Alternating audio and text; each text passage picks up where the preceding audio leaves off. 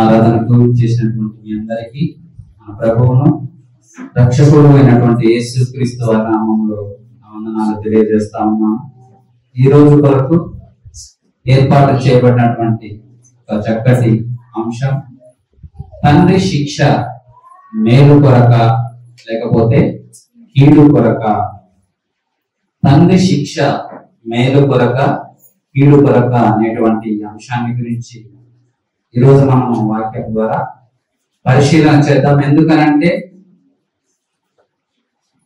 ఒక కష్టం రాగానే, ఒక చిన్న కొద్దిపాటి కష్టం రాగానే మనిషి ఏమైపోతాడంటే ఈరోజు చాలా విలవిలలాడిపోతాడు.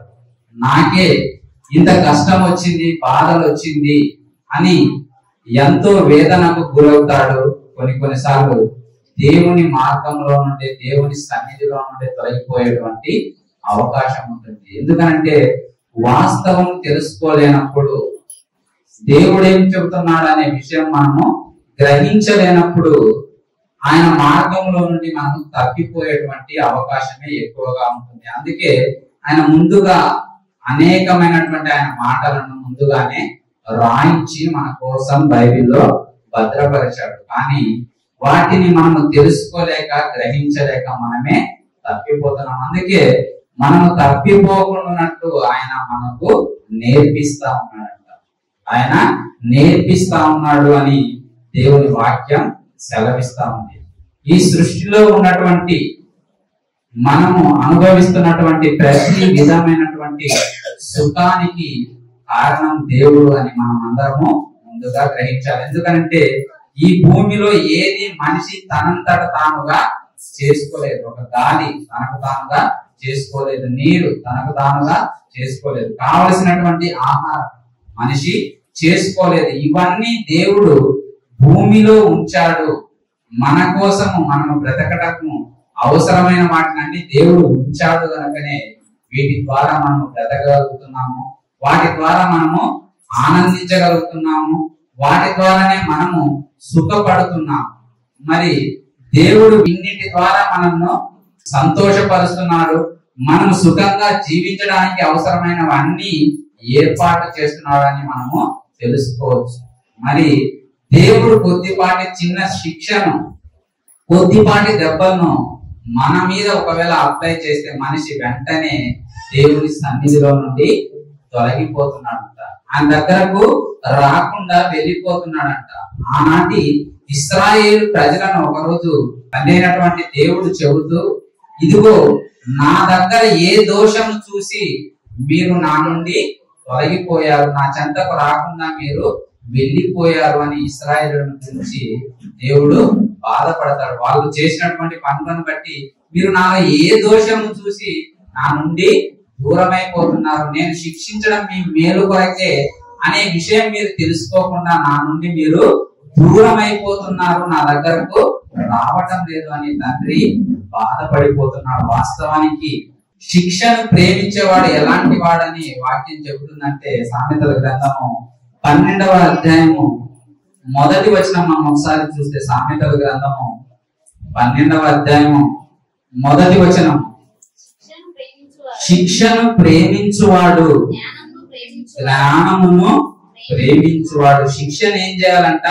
ప్రేమించాలంట. అలా ప్రేమించేవాడు అంటే ఆ శిక్షను స్వీకరించేవాడు జ్ఞానమును నేర్చుకుంటాడు, వానికి జ్ఞానం వస్తాడంట, వాడు జ్ఞానము గలవాడు అవుతాడంట. ఎటువంటి వాడు జ్ఞానము గలవాడు అని సామెతల గ్రంథము తర్వాత అధ్యాయం 13వ అధ్యాయంలో 1వ వచనంలో మనం ఒకసారి చూస్తే, తండ్రి శిక్షించిన కుమారుడు జ్ఞానము గలవాడగును, అపహాసకుడు గద్దింపునకు లోబడడు.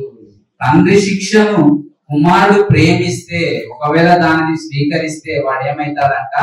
జ్ఞానము గలవాడవుతాడు. అతడు ఆలోచించాలి. ఎందుకంటే ఇదిగో చిన్ననాటి నుండి నా తండ్రి నాకు అవసరమైనవన్నీ, నేను తినడానికి అవసరమైన ఆహార పదార్థాలన్నీ తీసుకొని వస్తున్నాడు.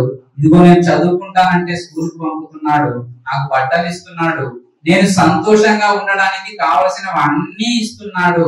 మరి ఈ రోజు నా తండ్రి నన్ను శిక్షించాడు, నన్ను కొట్టాడు అంటే దానికి ఒక కారణం ఉంటుంది అని తెలుసుకున్నటువంటి కుమారుడు ఎలాంటి వాడవుతాడంట? జ్ఞానము కలిగినటువంటి వాడు. తండ్రి శిక్షించిన కుమారుడు జ్ఞానము గలవాడగును, అపహాసకుడు గద్దింపునకు లోపడడు. ఒకవేళ వాడు మూర్ఖుడైతే ఏం చేస్తాడంట? తిరుగుబాటు చేస్తాడు. తండ్రి శిక్షణ మీద వాడు తిరుగుబాటు చేస్తాడు. మనము లోకంలో చూస్తా ఉంటాం, మనుషులు చెప్పేటువంటి కొన్ని విషయాలను గురించి మనం ఒకవేళ ఆలోచించినట్లయితే, ఉదాహరణకు ఈ భూమి ఉందనుకోండి, ఈ భూమి మనిషికి అవసరమైనటువంటి ఆహార పదార్థాలన్నిటినీ ఈ భూమిలో నుండే మనము పండించుకుంటున్నాం. మనం తినడానికి అవసరమైనవన్నీ ఈ భూమిలో నుండే పండించుకుంటున్నాము. భూమికి దేవుడు పండే గుణాన్ని ఉంచడం వలనే, మరి ఆ పండించడము ఎలా పడితే నువ్వు నేను వేసేసాను విత్తనాలు చల్లేశాను అంటే ఆ భూమిలో నుండి సారవంతమైన ఫలాలు నీకు వస్తాయా అంటే రావు. ముందుగా భూమిని దున్నాలి, నాగలితో దున్నాలి, ఆ పెళ్ళలన్నిటినీ నలగగొట్టాలి, చదును చేయాలి, ఆ భూమిలో ఉన్నటువంటి వ్యర్థ పదార్థాలన్నిటినీ ఏరేసి తర్వాత నీరు దానికి అందిస్తే అది సారవంతమైనటువంటి పంటను, ఆహారాన్ని నీకు అందిస్తారు.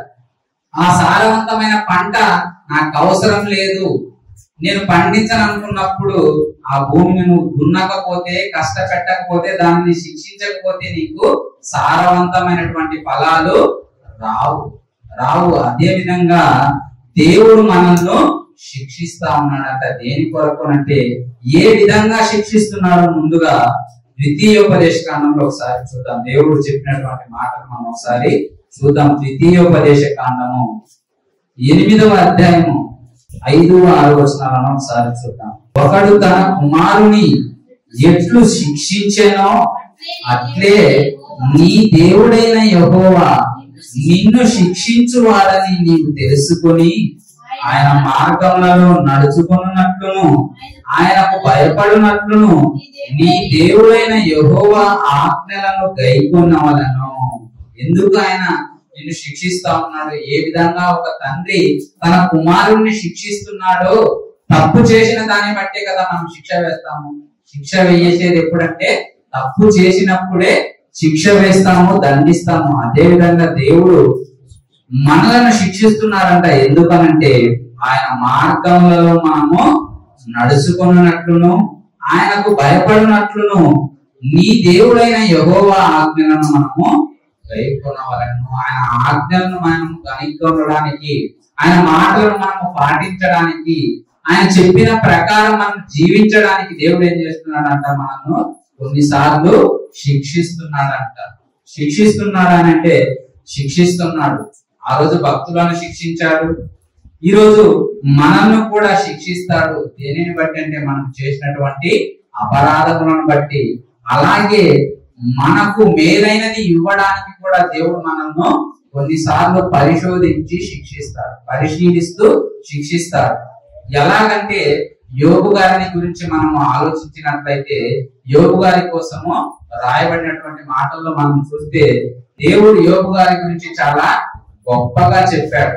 అపవాదితో చాలా గొప్పగా చెప్పాడు. ఎలా అంటే, ఇదిగో భూమి మీద ఉన్నటువంటి వారిలో యోబు లాంటి వ్యక్తి లేడు, సత్ప్రవర్తన కలిగినటువంటి వ్యక్తి, దేవుని యందు భయభక్తులు కలిగినటువంటి వ్యక్తి, అతని లాంటి వారు ఎవరు లేరు అని చెప్పినప్పుడు అపవాది ఏమంటుందంటే, నువ్వు అతనికి అన్ని ఇచ్చావు, అతన్ని క్షేమంగా కాపాడుతున్నావు, ఆరోగ్యాన్ని ఇచ్చావు, ఐశ్వర్యం ఇచ్చావు, పిల్లల్ని ఇచ్చావు, కాబట్టి నిన్ను కాక అతను మరెవరిని స్తుతిస్తాడు? ఒకవేళ నువ్వు అతనికి అన్ని తీసేస్తే అతను నీ ఎదుటే నిన్ను దూషిస్తాడు అని చెప్పినప్పుడు దేవుడు అపవాదికి ఆ అవకాశాన్ని ఇవ్వడం జరిగింది. ఇదిగో తన ప్రాణము మాత్రం నువ్వు ముట్టవద్దు, అతన్ని ఏమైనా చేసుకో అన్నప్పుడు నిజంగా యోబు గారికి ఎన్నో కష్టాలు వచ్చాయి, ఎన్నో శ్రమలు వచ్చాయి, ఎన్నో బాధలు వచ్చాయి, ఎన్నో ఇబ్బందులకు గురి కావడం కూడా మనం చూస్తాం. చివరికి తనతో ఉన్నటువంటి భార్య, తాను ప్రేమించినటువంటి తన ప్రాణ స్నేహితులు, చివరికి తన ఇంటిలోని పనివారు కూడా ఆయనను ఎంతగా తృణీకరించారు అనే విషయాన్ని మనము 19వ అధ్యాయంలో చదువుకున్నాం. ఇంతకు ముందు ఆయన పరిస్థితి ఘోరాతి ఘోరంగా ఉంటది. చిల్ల పెంకుతో బూడిదలో కూర్చొని తన చర్మాన్ని గోక్కుంటూ ఉంటే అది ఎంతో వేదనకరంగా ఉన్నప్పటికీ కూడా ఆయన అటువంటి శిక్షలో కూడా, అటువంటి బాధలో కూడా ఆయన దేవుణ్ణి దూషించలేదు. దూషించకుండా ఆయన ఏం చెబుతున్నాడో మనం యోబు గ్రంథము 5వ అధ్యాయము 17వ వచనం మనం ఒకసారి చూసినట్లయితే, దేవుడు గద్దించు మనుష్యుడు ధన్యుడు, కాబట్టి సర్వశక్తుడకు దేవుని శిక్షను తృణీకరింపకము.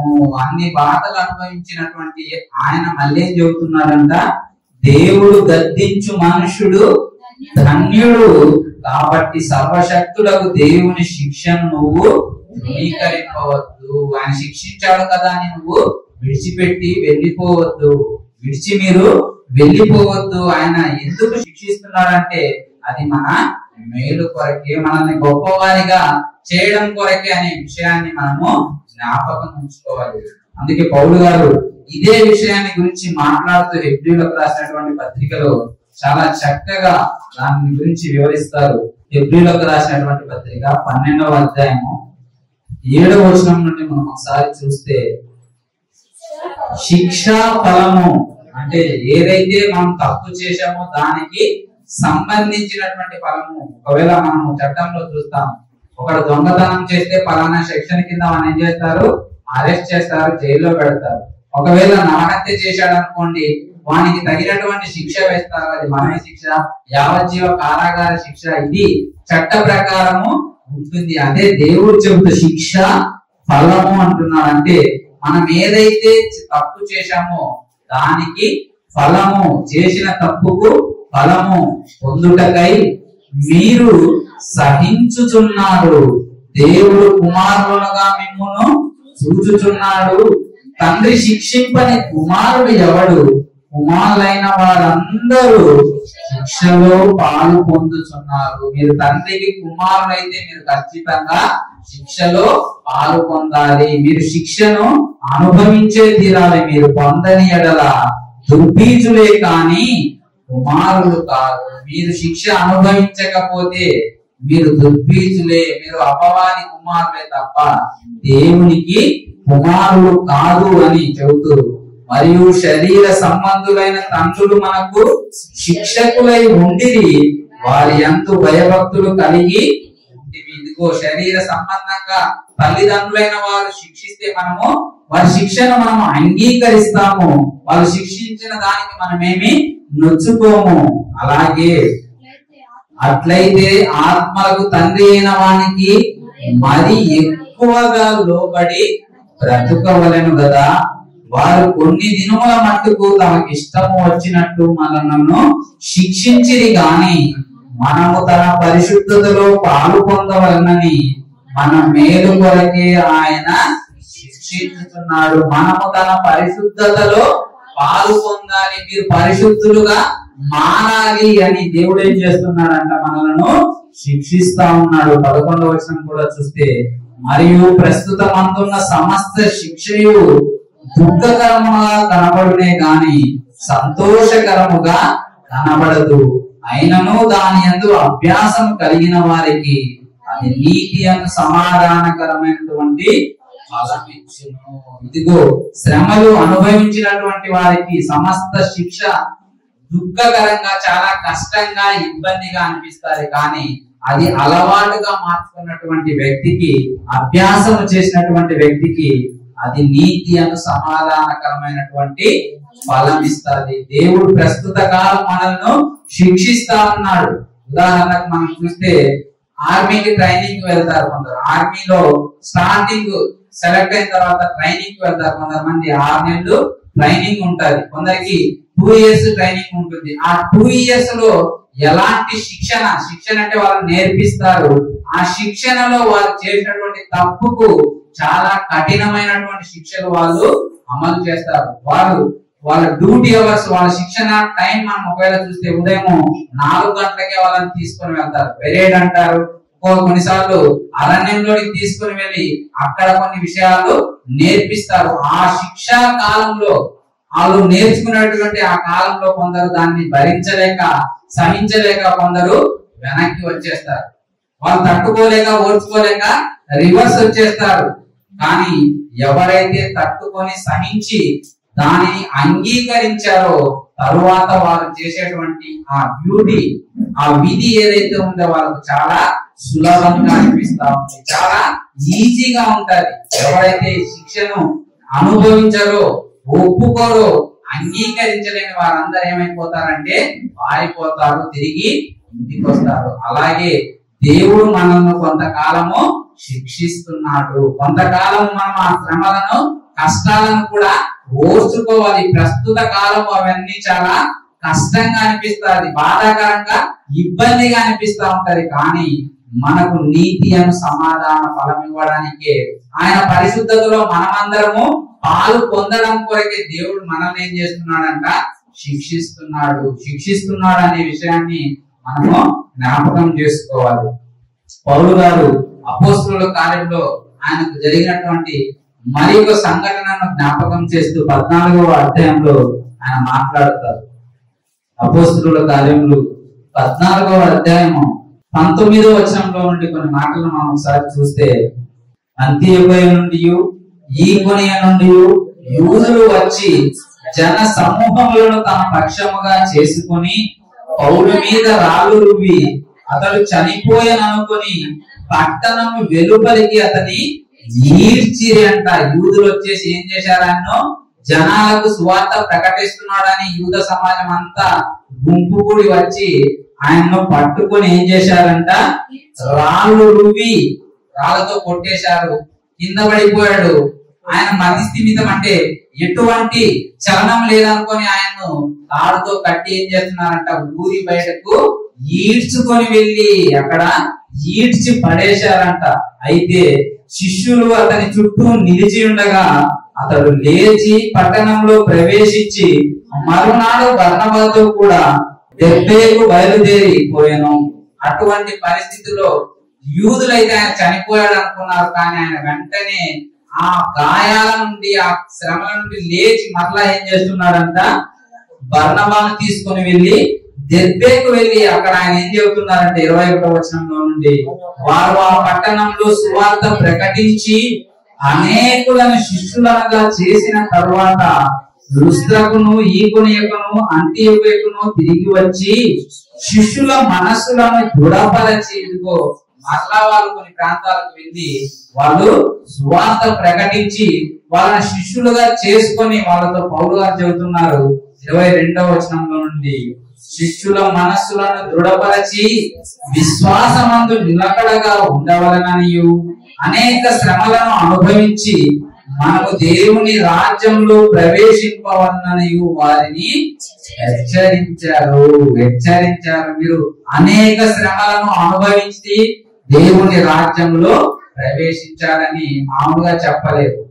హెచ్చరికతో, వార్నింగ్ తో కూడినటువంటి మాటలను పౌలు గారు ఆ సంఘాలకు తెలియజేసినట్లుగా మనం చూస్తాం. వాస్తవానికి ఆయన పరిస్థితి ఘోరంగా ఉంది. చచ్చిపోయినాడు అనుకున్నారు యూదులు, ఆయన చచ్చాడు అనుకున్నారు. అందుకే ఈడ్చి పడేశారు ఒక కుక్కలాగా తాడు కట్టేసి. కానీ అటువంటి శ్రమలో కూడా ఆయన లేచి వేరొక సంఘాలకు వెళ్లి అక్కడ ఉన్నటువంటి శిష్యులను బలపరిచి ఆయన చెబుతున్నాడు ఏమనంటే, మనము అనేక శ్రమలను అనుభవించి దేవుని రాజ్యములో ప్రవేశించాలి. మనము అనేక శ్రమలను అనుభవించి దేవుని రాజ్యంలో ప్రవేశించాలి అని దేవుని వాక్యం సెలవిస్తా ఉంటున్నాడు. మరొక మాట, సామెతల గ్రంథము 3వ అధ్యాయము 11, 12 వచనాలను ఒకసారి చూద్దాం. సామెతల గ్రంథము 3వ అధ్యాయము 11, 12 వచనాలు చూస్తే, నా కుమారుడా యెహోవా శిక్షను తృణీకరింపవద్దు, ఆయన గద్దింపునకు విసుగవద్దు. తండ్రి తనకు ఇష్టడైన కుమారుని గద్దించు రీతిగా యెహోవా తాను ప్రేమించు వారిని గద్దించును. ఆయన ప్రేమించేటువంటి వారిని ఆయన గద్దిస్తాడు. ఆయన ప్రేమించే వారిని ఆయన శిక్షిస్తాడు. ఆయనకి ఇష్టమైన వారిని ఆయన శిక్షించి ఆయన లాగా మలుచుకుంటాడు. ఆయన యందు భయభక్తులు కలిగి జీవించే ప్రకారంగా వారిని మలచుకుంటాడు అని దేవుని వాక్యం చాలా చక్కగా వివరిస్తుంది. ఆయన ప్రేమించినటువంటి కుమారుడు యేసుక్రీస్తు వారు ఉన్నారు. భూమి మీద ఆయన వచ్చినప్పుడు ఇదిగో ఈయనే నా ప్రియ కుమారుడు, ఈయన ఎందుకు నేను ఆనందిస్తున్నాను అని ఒక యేసుక్రీస్తు వారిని గురించి దేవుడు పలికాడు. కానీ అంత ప్రేమించినటువంటి కుమారుని దేవుడు భూమి మీద ఏం చేశాడు? శిక్షించాడు, శ్రమల పాలు చేశాడు.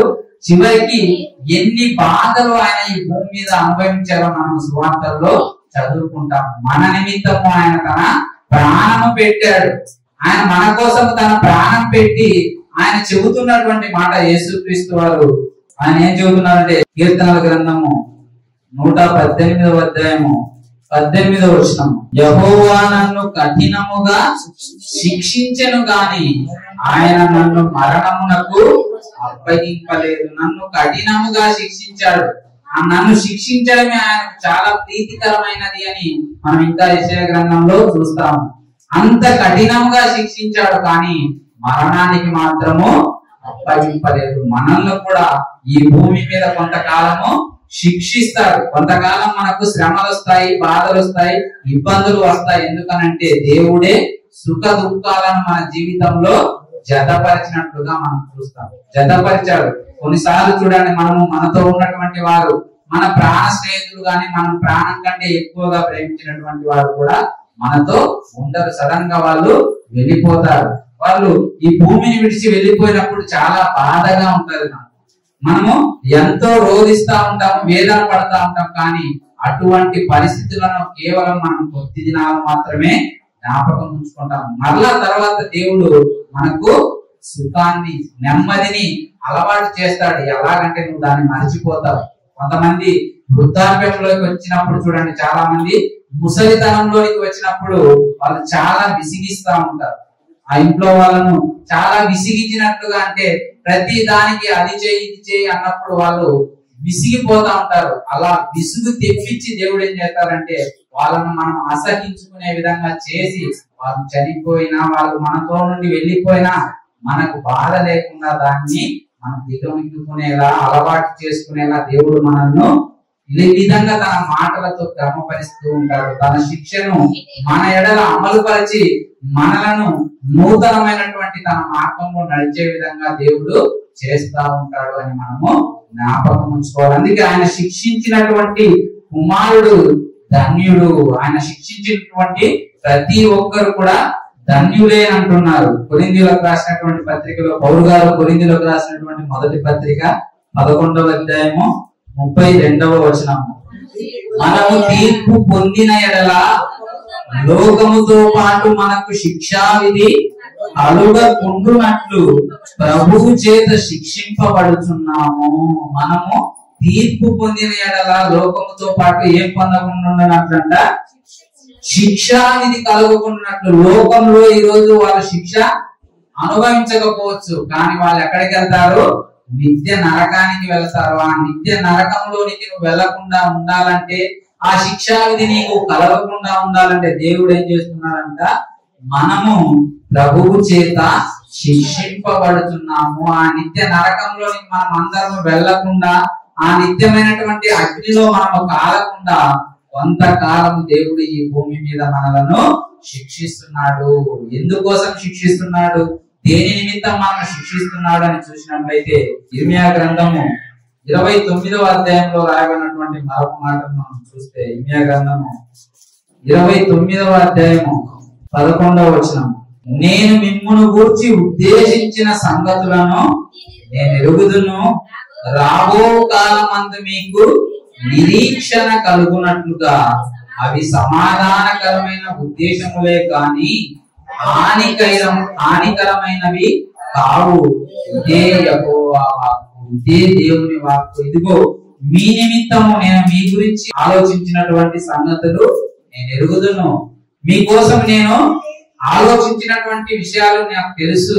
కానీ మీరు అనుకుంటున్నారు ఇప్పుడు అవి మీకు కష్టంగా ఉన్నవి, బాధగా ఉన్నవి అని మీరు అనుకుంటున్నారు. కానీ మీకు నిరీక్షణ కలుగునట్లుగా అవి సమాధానకరమైనటువంటి ఉద్దేశములే. అవి హానికరమైనవి కావు, అవి సమాధానకరమైనవి అంటున్నారు. ఆ సమాధానకరమైనటువంటి జీవితాన్ని మనం ఒక యోసేపు గారిలో చూస్తాం.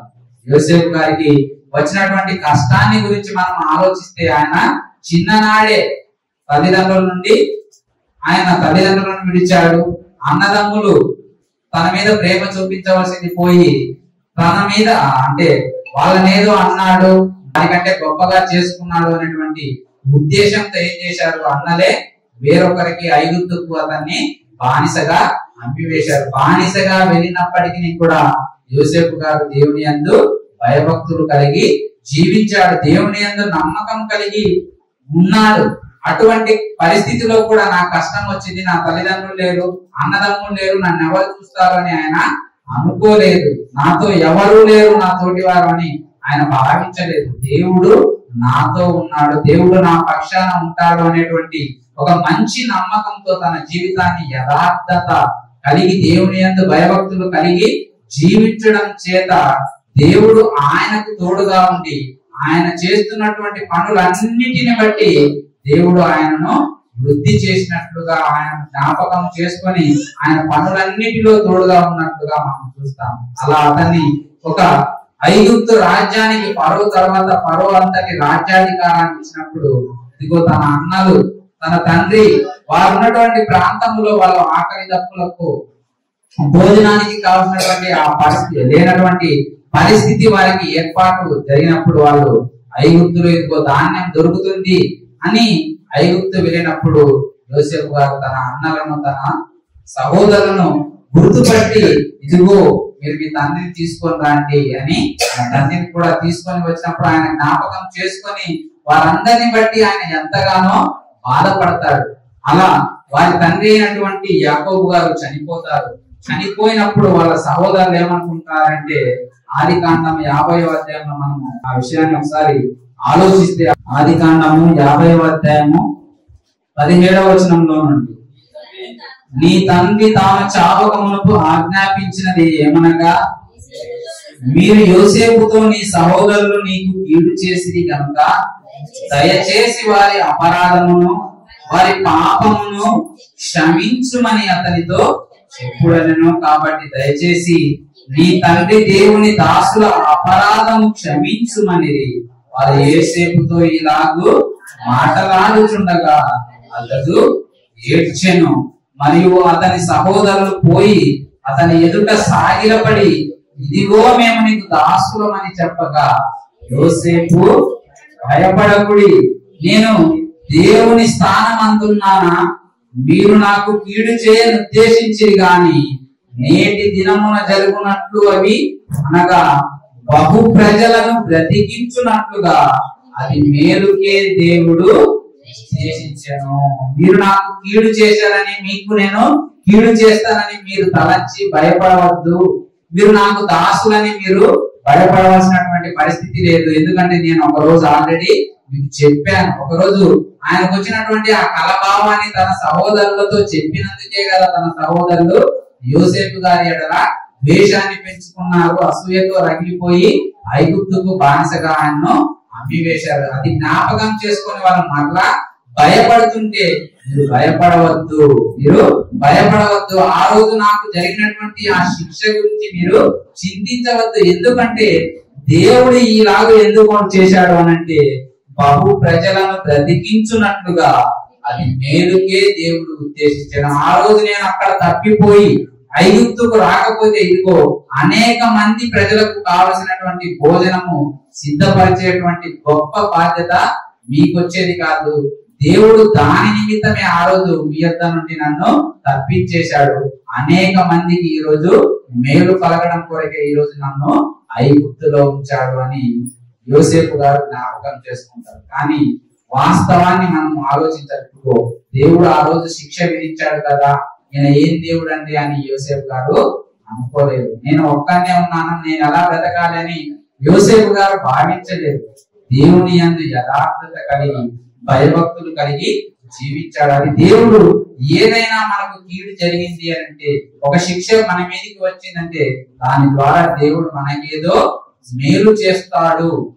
మనకు దానికంటే మరింతైనటువంటి మేలు దాగి ఉంది అనే విషయాన్ని మనము గ్రహించాలి. కాబట్టి భయపడకుడి, నేను మిమ్మును మీ పిల్లలను పోషించదనని చెప్పి వారిని ఆదరించి వారితో ప్రీతిగా మాట్లాడాను. వారిని ఆదరించి వారితో ప్రీతిగా మాట్లాడాను, మీరు భయపడవద్దు, నేను మీకున్నాను, దేవుడు మనకు తోడై ఉన్నాడు అనేటువంటి భరోసాను యోసేపు గారు తన సహోదరులకు ఇచ్చినట్లుగా మనం చూస్తాము. మనము కూడా మనల్ని దేవుడు శిక్షించాడు, కొన్ని శ్రమలు మనకు వస్తున్నాయి, దేవుని యందు భయభక్తులు కలిగి మనం జీవిస్తున్నప్పుడు కొద్దిపాటి మనకు కష్టాలు వస్తాయి, బాధలు వస్తాయి, వేదనలు వస్తాయి, మన తోటి వారి నుండే మనకు నిందలు వస్తాయి. కానీ అవన్నీ నువ్వు సహించాలంటున్నారు. అపోస్తలుడైనటువంటి పౌలు గారు అదే జ్ఞాపకం చేస్తున్నారు. మీరు అనేక శ్రమలను అనుభవించి దేవుని రాజ్యంలో మీరు ప్రవేశించాలి అంటారు. మీరు దేవుని రాజ్యంలో ప్రవేశించాలంటే భూమి మీద కొంతకాలం మీరు శ్రమ పడాలి, ఆ శ్రమలను సహించాలి. ఎందుకంటే మీరు నిత్య రాజ్యంలోనికి వెళ్ళడానికి దేవుడు కొంతకాలం మీకు శిక్షా విధిని నిర్ణయిస్తున్నాడు. ఈ భూమి మీద మీరు కొంతకాలము అలవాటు పడాలి, ఆయన పరిశుద్ధతలోకి మీరు పాలు పొందుకోవాలంటే కొంతకాలం భూమి మీద శ్రమలు అనుభవించాలి అని దేవుడు జ్ఞాపకం చేస్తున్నాడు. మరి ఇంతకు శిక్షా విధిని ఎవరి కోసం నిర్ణయించాడు అని అంటే, ఈ యొక్క శిక్షను, నిత్యాగ్నిని దేవుడు ఎవరి కోసం వాస్తవంగా ప్రారంభంలో నిర్ణయించాడు అని మనము వాక్యంలో చూస్తే, యేసుక్రీస్తు వారు పలికినటువంటి మాట మత్తయి సువార్త 25వ అధ్యాయము 41వ వచనం చూస్తే, అప్పుడు ఆయన ఎడమ వైపున ఉండు వారిని చూచి, శపింపబడిన వారలారా, నన్ను విడిచి అపవాదికిని వాని దూతలకును సిద్ధపరచబడిన నిత్యాగ్నిలోనికి పోవుడి. అపవాదికిని వాని దూతలకును సిద్ధపరచబడిన నిత్యాగ్ని, ఈ నిత్య శిక్షను, నిత్యాగ్నిని ఎవరి కోసం సిద్ధపరిచాడంట? అపవాదికి, వానితో సహకరించినటువంటి దూతలకు. ఎవరైతే ఆ రోజు దేవుని మాటను వినకుండా ఆయన మాటలను ధిక్కరించి తనను తాను హెచ్చించుకొని అనేక దూతలతో కలిసి దేవునితోనే యుద్ధం చేయడానికి కోరుకున్నటువంటి అపవాదికి, వాని దూతలకు దేవుడు ఈ నిత్యాగ్నిని సిద్ధపరిచినట్టుగా మనం చూస్తాం. కానీ ఆ నిత్య శిక్షలోనికి, నిత్యాగ్నిలోనికి ఈరోజు ఎవరు వెళుతున్నారంటే, దేవుని మాటలు విననటువంటి వారందరూ, ఆయన మార్గంలో నడుచుకుని వారందరూ, ఆయన యందు భయభక్తులు కలిగి జీవించని వారందరినీ దేవుడు ఏం చేస్తానంటున్నాడు? ఆ నిత్యాగ్నిలోనికే పంపుతానంటున్నాడు. ఆ నిత్యాగ్నిలోనికి మీరు వెళతారు.